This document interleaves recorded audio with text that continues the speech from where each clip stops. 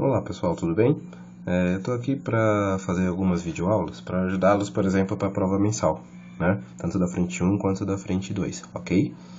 Pessoal, na frente 1 a gente começou estudando aquela área da biologia que chamamos de citologia, tá? Uma área que se dedica ao estudo da célula, tanto ao seu funcionamento, sua fisiologia, quanto à sua anatomia e estrutura, tudo bem? Lembrando que a célula é a unidade básica dos seres vivos, né? Tanto é que, por exemplo, existem seres unicelulares, como bactérias, como cianobactérias, e seres multicelulares, como vegetais e animais. Beleza, pessoal?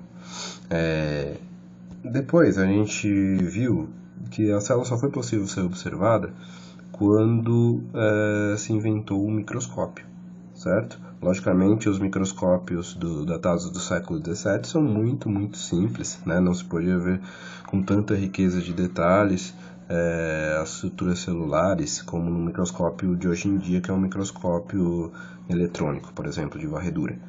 Tudo bem?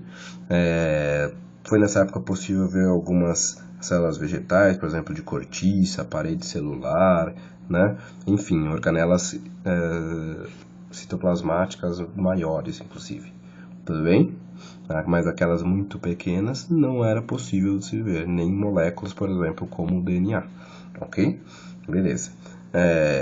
Hoje em dia a gente tem vários tipos de microscópios, né? Então, por exemplo, você tem o microscópio óptico, né, que é um microscópio que funciona à base de luz. Esse, por exemplo, que a gente tem no colégio, em que conseguimos enxergar, né, estruturas pequenas, mas não tão pequenas, por exemplo, quanto no microscópio eletrônico, né, que funciona à base de elétrons, né, que tem um poder de resolução muito maior, tudo bem?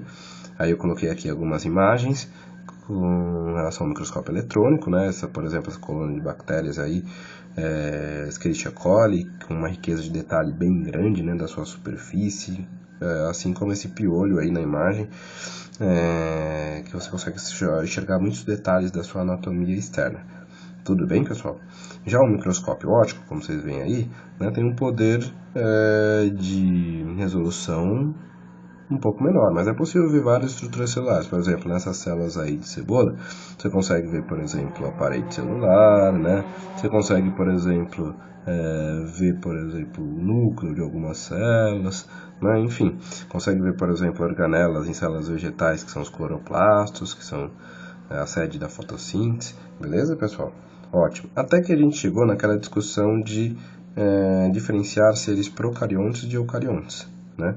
Seres procariontes são aqueles seres como, por exemplo, bactérias, né? Que são seres que não têm o envelope nuclear, não têm a membrana nuclear, que a gente chama de carioteca, por isso que a gente chama de procariontes, né?